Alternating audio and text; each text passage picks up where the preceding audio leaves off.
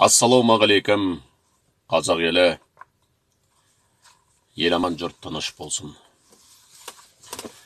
Бабалар сөзін қадірлей білетін қазақ ұлты Махмуд Қашқаридің өсиеттері, билік жайында қалай болу керек екенін айтып кеткен бабаларымыз. Әмірші жат елден өзіне арнап сарай соқтырып қойса, бұл жаман ырым. Түбі басына қиын қыстау күн туса, қашып барып паналаймын дегенді білдіреді. Бұл халықтың алдында жасаған сатқындығың, өйткені қарапайым елдің барар жер, басар тау жоқ. Сен билеуші болғаныңмен, олардан артық емессің. Бір топырақта тудың екен, ендеше бірге өледі екен.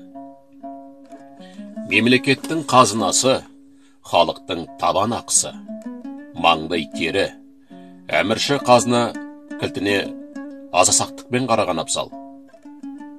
Өйткені алтын мен күміс бар жерде орлық жүрмей тұрмайды. Ұрыны ұстасаң, дереу әшкерле. Бүгіп қалсаң, сен де ұрысың. Халқың қаранан жесе, сен де қаранан же. Бал жесе, бал же. Халқың қаранан жеп, өзің бал жеп отырсаң, сенімнен айырыласың. Адалдығыңа нұқсан келеді, биліктен ажырайсың депті. Билік иесі айналасына жағымпаздарды жинаса, күні қараң. Өйткені жағымпаздар басшыны мақтамай тұра алмайды. Ал мақтау сөз, у тәрізді, тұла бойыңды түгел билеп алады.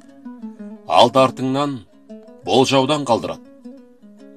Өзің де соған әбден үйреніп, бауыр басып алған соң, күн сайын мақтау тілеп тұрасың. Бұның соңы жеке басқа табынуға кеп соғады. Өз-өзіңе алтыннан ескерткіш қоясың. Бір жағымпаз ескерткіштің төбесіне күн тимесін деп қол шатырып көтеріп тұрады. Сен оған да риза болып, қазынадан ділда бергізесің. Халқыңды ұмытасың. Қаптап жүрген жетім мен жесірді, мүсәпірді көрмейсің.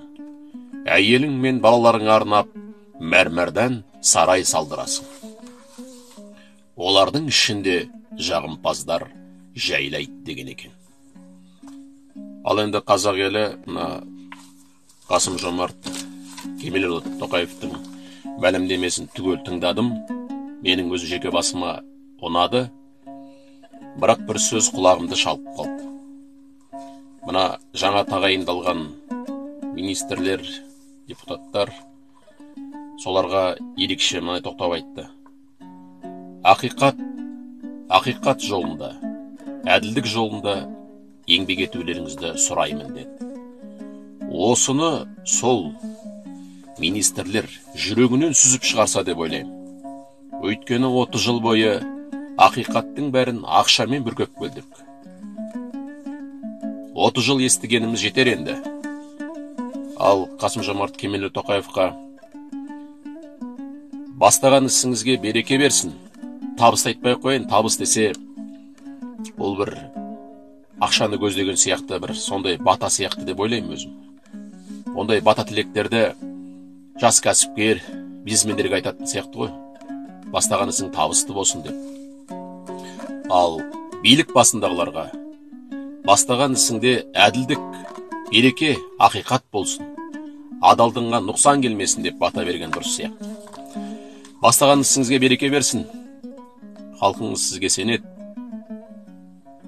2-3 жылда бір өзгерістер болады шығар. Аман болайық қазақ елі.